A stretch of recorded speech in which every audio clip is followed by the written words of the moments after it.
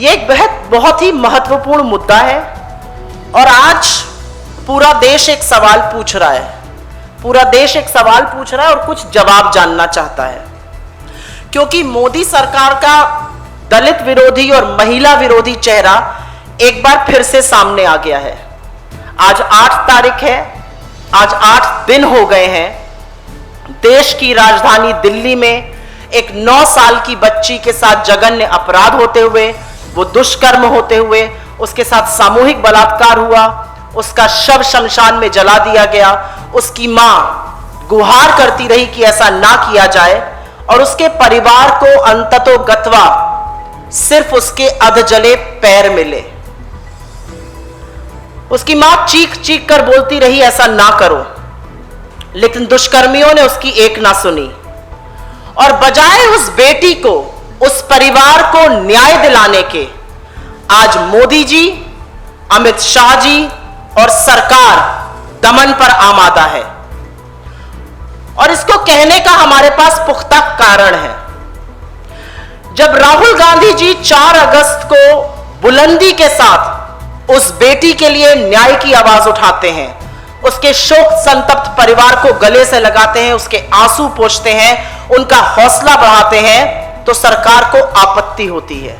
सरकार के तमाम बददिमाग प्रवक्ता, सरकार के मंत्री, सरकार की पूरी ट्रोल आर्मी, इन सब को कुछ कष्ट होता है। लेकिन सच तो यह है कि यह हादसा प्रधानमंत्री आवास से महज 24 किलोमीटर की दूरी पर हुआ। 9 साल की एक दलित बच्ची के साथ जो जघन्य अपराध हुआ, 8 दिन बाद प्रधानमंत्री महोदय ने उस पर एक शब्द नहीं बोला है। गृह मंत्री अमित शाह, जिनके अधीन दिल्ली पुलिस है, उन्होंने इस पर एक शब्द नहीं बोला है। शब्द बोलना तो दूर, सहानुभूति तक वक्तव्य नहीं दिया गया है। आंसू पूछना भी दूर की बात है, क्योंकि ना न्याय का आश्वासन दिया गया है, न परिवार की टोह ली गई है। पर सच तो यह है कि जब राहुल गांधी उस परिवार के साथ खड़े हो जाते हैं तो न्याय तो आपको देना ही पड़ेगा मोदी जी, उससे आप बचकर जा नहीं पाइएगा। पर हां, एक प्रधानमंत्री होने के कारण आपकी चुप्पी निंदनीय है। ये जो सुई पटक सन्नाटा नई दिल्ली में आपकी सरकार ने रखा हुआ है, वो चीख चीख कर आपसे पूछ रही है कि आप चुप क्यों हैं। आपके खोखले नारों की धज्जियां आपकी चुप्पी उड़ा रही है। आज देश की बेटी के साथ एक बार फिर दुष्कर्म हुआ है, देश की राजधानी में एक फिर निर्भया आई है और यह देश आपकी चुप्पी से परेशान है, आपकी चुप्पी से व्यथित है। आज समय था कि आप मिलते विपक्ष के साथ, आज समय था आपसी मतभेद बुलाकर न्याय की दलील देते, न्याय की बात करते, इन दरिंदों को एक मैसेज देते कि हमारी बेटियों के साथ ये नहीं हो सकता है और निर्भया इस देश में नहीं बच सकती हैं। लेकिन आपने ऐसा नहीं किया। आपकी तुच्छ राजनीति फिर भी बाज नहीं आई। अपनी पालतू दमनकारी पुलिस से आपने ट्विटर को डराया, धमकाया और राहुल जी की एक ट्वीट को डिलीट कराया, उनके अकाउंट को ब्लॉक कराया। पर यह आपकी निडरता नहीं, यह आपकी कायरता दिखाता है कि आप कैसे एक संवेदनशील व्यक्ति से, कि आप कैसे उस व्यक्ति से जो हौसला रखता है आंसू पोंछने का डरते हैं, क्योंकि यह करने की जरूरत आपको नहीं पड़ती। और यह मुद्दा सिर्फ राहुल गांधी जी के ट्विटर अकाउंट के साथ खिलवाड़ का नहीं है, यह मुद्दा आपकी चुप्पी का है, एक दलित गरीब बेटी के दमन का है। क्योंकि सच तो यह है कि national commission for scheduled caste भी वहां पर 2 तारीख को गया था, 2 अगस्त को, और उसमें आप ही के तमाम नेता थे। कुछ का नाम मैं ले देती हूं। उसमें विजय सांपला जी थे, अंजू बाला जी थी और तमाम आपके नेता थे। अरुण हल्दर जी थे, सुभाष पारदी जी थे और आज भी उनके ट्विटर अकाउंट पर वहां की फोटो, उनके परिवार की फोटो लगी हुई है। यह मैं 2 अगस्त की बात कर रही हूं।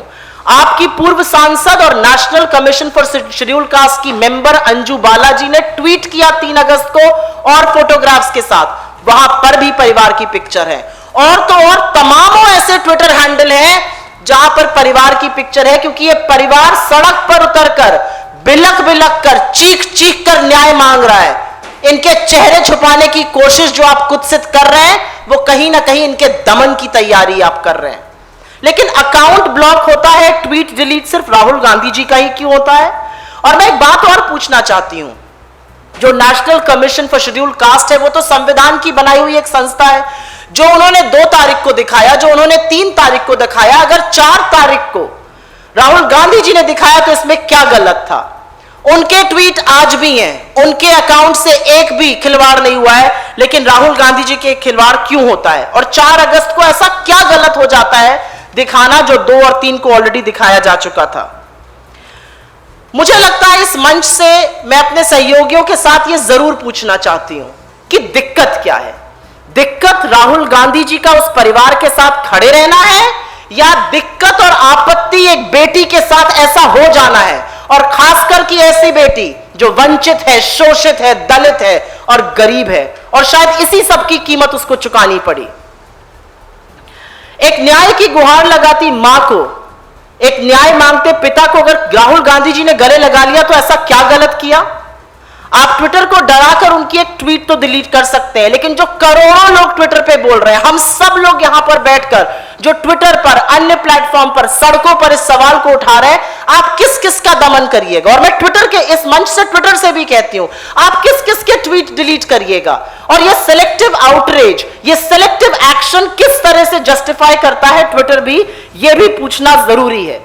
ये जो सिलेक्टिव एक्शन है, जो आप डर कर रहे हैं, डरिए मत, ये सरकार दमन करती है क्योंकि ये खुद कायर है। आप इनसे मत डरिए। आप अभिव्यक्ति की आजादी के लिए अगर खड़े रहते हैं, हम आपके साथ खड़े रहेंगे, लेकिन जो आपने सिलेक्टिव आउटरीच दिखाया है वो बिल्कुल गलत है, क्योंकि तमाम ऐसी फोटो, और हम आपको ये देंगे अपनी रिलीज के साथ, 6-7 ऐसे हैंडल्स जो प्रोमिनेंट लोगों के हैं, उनके साथ कोई छेड़छाड़ नहीं हुई है। मैं ये भी कहना चाहती हूं कि अगर एक दलित बेटी के साथ इतना बड़ा अपराध होता है, इतना बड़ा दुष्कर्म होता है, और राहुल गांधी जी उनके साथ खड़े रहते हैं, और अगर यह अपराध है तो मैं चाहती हूं, हम सब चाहते हैं राहुल जी ये अपराध बार बार करें, क्योंकि मोदी जी के अंदर इतनी हिम्मत नहीं है कि वो एक दलित बेटी के साथ इतना बड़ा दुष्कर्म हो जाए तो उसके बारे में बोल भी सके। आंसू पोंछना तो दूर की बात है। अगर आप गिरफ्तार करना चाहते तो करिए, हम सबको गिरफ्तार करिए, पूरी कांग्रेस पार्टी को गिरफ्तार करिए, उन महिलाओं, उन युवाओं को गिरफ्तार जो लगातार आपसे सवाल पूछ रहे हैं, हर प्लेटफॉर्म पर सवाल पूछ रहे हैं, आपकी चुप्पी पर सवाल पूछ रहे हैं। मैं एक छोटा सा आंकड़ा यहां पर जरूर देना चाहती हूं, क्योंकि लास्ट रिपोर्टेड नंबर्स 2019 के हैं, नेशनल क्राइम्स रिकॉर्ड ब्यूरो के। 32,033 महिलाओं का रेप हुआ था, जिसमें से 15% बच्चियां थी और अधिकांश दलित थी। याद करिए हाथरस, वो लड़की दलित थी। याद करिए उन्नाव, वो लड़की दलित थी। क्या है दलित होने का मतलब? क्या है शोषित और वंचित होने का मतलब इस देश में? और हां, अंत में मैं ये जरूर कहूंगी, और फक्र से कहूंगी, गर्व से कहूंगी, कि भारतीय राष्ट्रीय कांग्रेस वो पार्टी है जिसने आजादी की लड़ाई लड़ी, जिसने अंग्रेजों के खिलाफ लड़ाई लड़ी और उनको नाको चने चबवा दिए जब आप उनकी मुखबिरी करते थे। हम ना उनसे डरे थे, ना उनके जेलों से डरे थे, तो आपसे और आपके जेलों से क्या डरेंगे?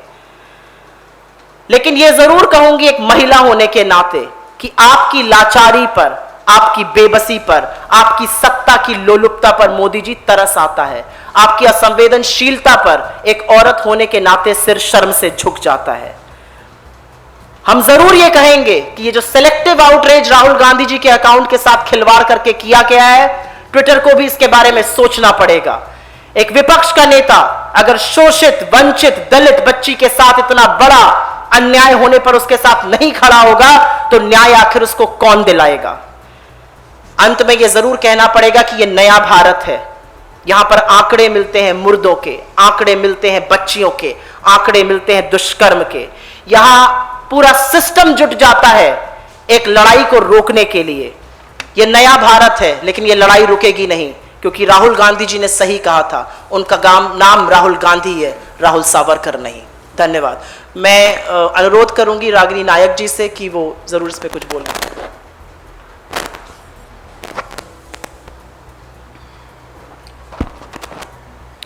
नमस्कार। आज की प्रेस वार्ता में सभी उपस्थित प्रेस के बंधुओं का मैं स्वागत करती हूं, इस्तकबाल करती हूं, अभिनंदन करती हूं। और इन पंक्तियों के साथ अपनी बात की शुरुआत में करना चाहती हूं इस बहुत ही महत्वपूर्ण मुद्दे पर कि लड़ रही हैं लड़कियां और पढ़ रही हैं लड़कियां, अपना हर वजूद खुद गढ़ रही हैं लड़कियां। इस अंधेरी रात में जब तलक न भोर हो, दीप बनकर स्वयं जल रही हैं लड़कियां। तो भारतीय राष्ट्रीय कांग्रेस की तरफ से सबसे पहले मैं इस देश की बेटियों को नमस्कार करती हूं, नमन करती हूं और ये कहना चाहती हूं कि उनके जज्बे, उनके जुनून, उनकी शिद्दत का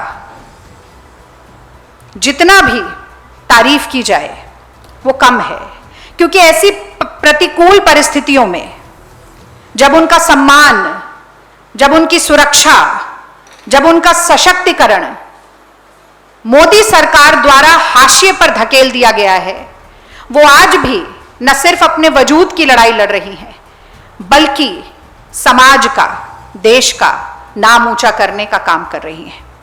और मैं कहना चाहती हूं कि सरकार को जनता एक अभिभावक की तरह देखती है और ये अपेक्षा करती है कि सरकारी तंत्र का, सरकारी महकमे का इस्तेमाल उनकी सुरक्षा के लिए हो, उनके जान और सम्मान को सुरक्षित रखने के लिए हो। लेकिन मोदी सरकार किस तरह से महिलाओं का दमन करने के लिए, महिलाओं का शोषण करने के लिए और महिलाओं के साथ खड़े हर कदम को झुकाने के लिए, महिलाओं के हाथ को पकड़े हुए हर हाथ पर प्रहार करने के लिए इस तंत्र और महकमे का इस्तेमाल करती है, वो बहुत ही दुर्भाग्यपूर्ण है। चाहे उन्नाव की बात करें, चाहे हाथरस की बात करें, या हम दिल्ली की बेटी की बात करें, लगातार ये देखने को मिला है कि प्रताड़ना करने वाले, शोषण करने वाले, बलात्कारियों के संरक्षण के लिए भारतीय जनता पार्टी की सरकारें बहुत ही मुस्तैदी के साथ खड़ी हुई नजर आती हैं। लेकिन जब पीड़िता के परिवार की बात हो, पीड़िता को विश्वास और हौसला देने की बात हो, उसके आंसू पोंछने की बात हो, उसके जख्मों पर मरहम लगाने की बात हो, तो सन्नाटा छा जाता है, चुप्पी आ जाती है, होंठ सिल जाते हैं, हाथ पे हाथ धरे सरकार बैठी रहती है और एक चिर निद्रा में सोई हुई पाई जाती है। और गर्व है मुझे इस बात का कि हर बार जब इस देश की बेटी की अस्मिता लुटती हुई दिखी, जब उसके सर पे खतरा मंडराता हुआ दिखा, तो एक बहुत ही मशहूर कहावत है, सड़क से संसद तक का संघर्ष, और इस संघर्ष को चरितार्थ करते हुए राहुल गांधी जी नजर आए। हाथरस में जिस दिन प्रियंका गांधी, राहुल गांधी पैदल चल निकले थे क्योंकि इस दमनकारी सरकार की पुलिस वहां तक हमें पहुंचने नहीं देना चाह रही थी, मैं भी उनके साथ थी, सुप्रिया भी उनके साथ थी और इस देश की तमाम लड़कियां, अमृता भी वहां पर मौजूद थी, तमाम लड़कियां, तमाम नौजवान उनके साथ चल रहे थे, क्योंकि कोई नहीं चाहता कि इस देश में बेटियां सुरक्षित ना हो। तब भी पुलिस ने रोका। हमने हर तरह से देखा कि किस तरह हाथरस में एडीजी ने कह दिया कि हम बलात्कार को भी एफआईआर में लिखेंगे नहीं, किस तरह से वहां के कलेक्टर ने जाकर परिवार को धमकाने की कोशिश की। और यही इस बेटी के साथ जब राहुल गांधी परिवार के पास पहुंचे, जब राहुल गांधी ने कहा कि मैं न्याय दिलवाऊंगा, जब राहुल गांधी ने कहा कि मैं कंधे से कंधा, कदम से कदम और आवाज से आवाज मिलाकर आप दोनों के साथ खड़ा हूं, तो मोदी सरकार ने अपनी झेप मिटाने के लिए क्या किया? राहुल जी का ट्विटर अकाउंट सस्पेंड करवाकर, राहुल जी का ट्वीट डिलीट कराकर, उन्हें लगता है कि संघर्ष, इस लड़ाई से हम पीछे हट जाएंगे। तो मैं समझती हूं इससे ज्यादा मुगालफत, इससे बड़ी गलतफहमी मोदी सरकार की और कोई हो ही नहीं सकती। और साथ में मैं ये भी कहना चाहती हूं कि बार बार ये कहा जा रहा है कि आप दलित की बात क्यों कर रहे हैं, मैं इस पर भी कुछ बोलना चाहती हूं। ये हमारे समाज की सच्चाई है। ये कहा जाता है gender justice is a fragile myth. पुरुष प्रधान समाज में महिला उत्पीड़न एक सच्चाई है और इसी तरह caste atrocities are also a reality in this society. जातिगत उत्पीड़न भी एक सच्चाई है और एक लड़की और एक महिला अगर हाशिए पर खड़ी है तो एक लड़की और एक महिला जो दलित है, जो आदिवासी है, जो पिछड़े वर्ग से आती है, उसे हाशिए से भी पीछे धकेल दिया गया है, तो वो दोहरी मार की शिकार होती है। और मोदी सरकार पर दलित विरोधी और महिला विरोधी होने का ठप्पा लग चुका है। मुझे याद दिलाने की जरूरत नहीं है कि उदित राज जी समेत 5 सांसद थे भारतीय जनता पार्टी के जिन्होंने इस्तीफा दिया था ये कहकर कि उन्हीं की सरकार जो है, उस वक्त वो भारतीय जनता पार्टी में थे, एक दलित विरोधी सरकार है। दलितों का दमन करने वाली सरकार है। मुझे याद दिलाने की जरूरत नहीं है कि योगी आदित्यनाथ जब जाते हैं रामनगर में तो पहले दलितों को नहलाया जाता है, इत्र छिड़का जाता है, कि वीके सिंह कहते हैं दलितों के बच्चों को पिल्ला, और रोहित वेमुला का इंस्टीट्यूशनल मर्डर भुलाए नहीं भूला जा सकता। और यह भी नहीं भूला जा सकता कि SC/ST एक्ट को लगातार एक कागज का शेर बनाने की यह सरकार कवायद में जुटी रही है।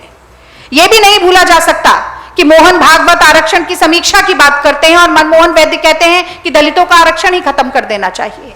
तो ऐसे में महिला विरोधी और दलित विरोधी सरकार से यह सवाल पूछना लाजमी है कि आप आखिरकार अपने देश की आधी आबादी के खिलाफ क्यों खड़े हुए हैं, कि आप अपने देश के दलित भाई और बहनों के खिलाफ क्यों खड़े हुए हैं। और यह भी पूछना बहुत ज्यादा जरूरी है कि राहुल गांधी से आप इतना डरते क्यों हैं। 99% समय भारतीय जनता पार्टी के मंत्रियों का, नेताओं का, प्रवक्ताओं का राहुल गांधी जी के ऊपर व्यक्तिगत टिप्पणी करने में खर्च हो जाता है।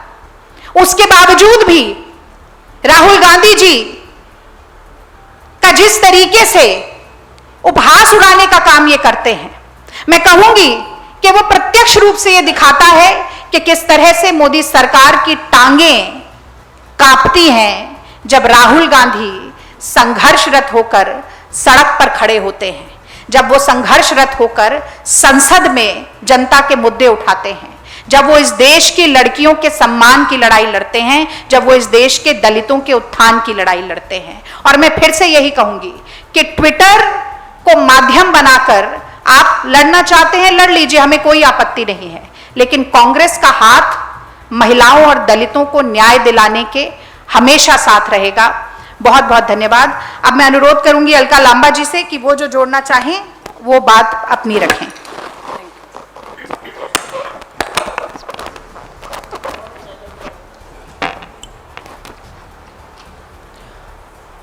धन्यवाद आप सभी का। और गंभीरता आप समझ रहे होंगे कि क्यों हम चारों इस समय पर आपके माध्यम से अपनी बात कहने के लिए मजबूर हुए हैं। एक तरफ भारत की बेटियां ओलंपिक में, हॉकी के में और दूसरे खेलों में नाम रोशन कर रही थी, वहीं भारत की राजधानी दिल्ली के अंदर उसी समय जब नजर एक तरफ ओलंपिक में बेटियों पर थी और वहीं पर दरिंदे हमारी 9 साल की बच्चियों को नोचकर उनकी हत्या कर रहे थे। उम्मीद की जा रही थी कि संसद का सत्र भी उसी समय चल रहा है। जरूर उस संसद के सत्र में खासतौर से 11 महिला सांसद मंत्री जो हैं, जरूर सदन के पटल पर जो देश में महिलाओं के प्रति एक गंभीर हालात पैदा, चिंताजनक हालात पैदा हो रहे हैं, उस पर चर्चा मांगेंगे। पर दुख की बात है उन्होंने चर्चा नहीं की, ना चर्चा मांगी। एक महिला सांसद से जब पूछा गया कि इस मामले को आप गंभीरता से क्यों नहीं सदन में उठाती, तो उन्होंने कह दिया ओम बिरला जी से पूछिए जाकर। वहीं पर जब हम 9 साल की दलित बेटी के बलात्कार के बाद हत्या की बात करते हैं, तो वहीं की महिला सांसद केंद्र में मंत्री भी हैं। आज 9 दिन हो गए, आप ही की पार्लियामेंट है नई दिल्ली, आप सांसद हैं, आप महिला मंत्री हैं, आपने क्यों वहां पर जाने की हिम्मत नहीं दिखाई? क्या देश के प्रधानमंत्री नरेंद्र मोदी जी ने अपनी 11 महिला मंत्रियों को आदेश नहीं दिया, इसीलिए किसी ने हिम्मत नहीं की कि सदन में उठाएं या वहां जाकर मिले किसी को? लेकिन देश के प्रधानमंत्री जी ने 11 महिला सांसदों को यह जरूर कह दिया, जो उन्हीं के मुंह से, महिला सांसदों के मुंह से हमने सुना, कि जाइए दिल्ली हाट में मेला लगा है, जाकर शॉपिंग करिए। और हमारी सारी महिला मंत्री सांसद हमें दिल्ली हाट में मिलती हैं शॉपिंग करते हुए। लेकिन उसी चंद कदमों की दूरी पर राजधानी दिल्ली, राज्य का मामला नहीं है, राजधानी दिल्ली में जब बैठे हैं तो देश का आईना है राजधानी दिल्ली। देश के गृह मंत्री के अधीन है यहाँ की पुलिस और कानून व्यवस्था। जब यहाँ पर हालात ऐसे हैं तो आप सोच सकते हैं कि हमारी बच्चियां, महिलाएं, उनके हालात देश के दूर दराज के इलाकों में क्या हो रहे हैं, क्या उन्हें न्याय मिल रहा होगा? हमें गर्व है अपने नेता श्री राहुल गांधी जी पर। सबसे पहले पहुंचने वाले अगर कोई नेता थे और वहां जाकर ये कहने वाला अगर कोई नेता था कि मैं मदद करने आया हूं, मैं न्याय दिलाने आया हूं, तो वो शब्द हमारे नेता श्री राहुल गांधी जी पर थे। अगर किसी भी राजनीतिक दल के नेता ने अपने सांसद को कहा हो कि इस मुद्दे को आपको सदन में उठाना है, तो वो नेता श्री राहुल गांधी जी थे। वो सांसद राज्यसभा के कांग्रेस के थे शक्ति सिंह गोहिल जी। 4 अगस्त को, 1 अगस्त को यह मामला होता है, 4 अगस्त को शक्ति सिंह गोहिल जी इस मामले को राज्यसभा में उठाते हैं, क्योंकि हमारी पार्टी इस बात की गंभीरता को जानती है। लेकिन मुद्दे से भटकाने के लिए पूरा मुद्दा कुछ भी हो, आपका टारगेट हमेशा श्री राहुल गांधी जी पर आ जाता है। कोई भी मुद्दा आप उठाकर देखिए, टारगेट श्री राहुल गांधी जी पर आ जाता है। आज बहुत ही शर्म और चिंता वाले हालात है और मुझे लगता है हम चुप अब नहीं बैठ सकते हैं। अभी भी पार्लियामेंट का सदन जो है, आज संडे है, कल फिर चलेगा। दोबारा से हम निवेदन कहें, कुछ भी कहें, 11 महिला सांसद हैं, आगे बढ़कर मिलकर कांग्रेस की भी जो महिलाएं हैं, सांसद हैं, स्पीकर को मुझे लगता है खुद ही पहल करके इस पर चर्चा के लिए महिला सांसदों को आमंत्रित करना चाहिए कि बात खाली दिल्ली की नहीं है। मैं सिर्फ आपको आज ही के हालात अखबार सुबह की जो पढ़ी और मैंने सुबह 5 बजे उठकर 6 बजे ट्वीट किए। सुरक्षा के नाम पर हालत यह है कि 1 मई को एक अपराधी की बेल का विरोध एक महिला कोर्ट में खड़ी होकर करती है 1 मई को। 16 जुलाई को लेकिन उसको बेल मिल जाती है, 1 मई को बेल मिल जाती है अपराधी को महिला के विरोध के बाद। 16 जुलाई को वही महिला कोर्ट से अपनी सुरक्षा की मांग करती है। जज आदेश करती है एसएचओ को कि आपको महिला की सुरक्षा सुनिश्चित करनी है, और 4 अगस्त को पता लगता है कि महिला की हत्या कर दी गई है। किसकी पुलिस है, किसकी कानून व्यवस्था, कौन है गृह मंत्री? और कोर्ट में महिला जज को कहना पड़ा शांति, सेवा, न्याय। ये नारा झूठा साबित होता हुआ दिख रहा है। बहुत बड़ी बात है। महिला कांस्टेबल, दिल्ली का मामला है, राजधानी दिल्ली, गृह मंत्री जी के नाक के नीचे चल रहा है। महिला कांस्टेबल को घसीटा गया, बलात्कार किया गया, उसकी तस्वीरें ली गई, उसे ब्लैकमेल करता रहा गया, वही दिल्ली पुलिस के ही एक सब इंस्पेक्टर द्वारा। ये दिल्ली पुलिस के अंदर चल रहा है। हमें सुरक्षा देने वाली अगर महिला पुलिस ही सुरक्षित नहीं है, क्या उम्मीद रखें हम लोग उस पुलिस से जहां की अपनी महिला पुलिस सुरक्षित नहीं है और गृह मंत्री मौन धारण बैठे हुए हैं। सवाल सिर्फ 2 उठते हैं, डर क्यों नहीं है? 7 साल हो गए आपको सत्ता में आए हुए, डर क्यों नहीं है? हम पूछना चाहते हैं, क्या कारण है अपराधियों में डर नहीं है? दूसरा, हर बार कार्रवाई में देरी क्यों की जाती है? हर बार एक दबाव बनाना पड़ता है, तब एफआईआर में धाराएं बाद में बदली जाती हैं। फोरेंसिक जांच की बात हो, मेडिकल को समय पर बच्ची को दिलवाने की मेडिकल सुविधाओं की बात हो, हमेशा देरी क्यों की जाती है और डर क्यों नहीं है? ये इसलिए नहीं है, और जब ये नहीं होगा तो अपराध भी नहीं रुकेंगे। और सबकी नजर पार्लियामेंट चल रहा है, नजर है। अगर पार्लियामेंट के इस पूरे सत्र में महिलाओं की सुरक्षा का मुद्दा नहीं उठता, चर्चा नहीं होती है, तो आप सोच लीजिए अपराधियों के हौसले बुलंद होते हैं इससे। और जो न्याय की आस में बैठी बेटियां, लाखों बेटियां हैं, कहने को फास्ट ट्रैक कोर्ट। अभी एक और मामला आपको बता रही हूं, यह मामला मुनीर का मामला हमारी दिल्ली का ही है। 7 और 9 साल की बेटियों का बलात्कार 2014 में होता है। मामला कहने को फास्ट ट्रैक कोर्ट में चलता है, लेकिन फैसला 7 साल बाद 2021 में आ जाता है। 7 और 9 साल की बेटी का लगातार बलात्कार सामूहिक होता रहा, फैसला 7 साल बाद। कहने की फास्ट ट्रैक कोर्ट्स हैं आपकी? कितने जजेस की कमी है, कितने फास्ट ट्रैक कोर्ट की कमी है? उन कमियों को 7 साल में आपने क्यों पूरा नहीं किया है, ताकि बेटियों को समय रहते न्याय मिले, अपराधियों के मन में खौफ और डर? निर्भया के बाद पूछना चाहती हूं, कितने मामलों में पिछले 7 साल में मोदी सरकार ने, भाजपा की सरकार ने अपराधियों के फांसी के तख्ते पर फास्ट ट्रैक कोर्ट में 6 महीने में पहुंचाया है? विदेशी धरती में प्रधानमंत्री जी को कहते हुए हमने सुना है 7 दिन में फैसले हो गए, 7 दिन में फांसी हो गई। आज भी हम उस फांसी को खोज रहे हैं, उस अपराधी को खोज रहे हैं। वो कौन अपराधी था जिसे 7 दिन में सुनवाई के बाद फांसी चढ़ा दी थी देश के प्रधानमंत्री, जिसपे अपना 56 इंच का सीना ठोक कर आए थे? नहीं मिलता मामला। कैसे खौफ और डर पैदा होगा? तो हमारी ये मांग है, गर्व है श्री राहुल गांधी जी पर। संसद का सत्र कल सोमवार दोबारा शुरू होगा, राज्यसभा हो, लोकसभा हो, कांग्रेस की महिला सांसद हैं हमारी। श्री राहुल गांधी जी सिर्फ इस बेटी की बात नहीं कर रहे, दिल्ली की जो 9 साल की दलित बेटी की बलात्कार के बाद हत्या की गई, जब वो कहते हैं कि मैं न्याय और मदद के लिए लड़ूंगा इनके लिए, तो इससे बहुत सी डूबती हुई उम्मीदें जो है देश भर में वो जाग उठती हैं कि कोई एक नेता है जो हमारी देश भर में बेटियों के साथ हुए बलात्कार पे न्याय की बात को उठाने की बात करता है।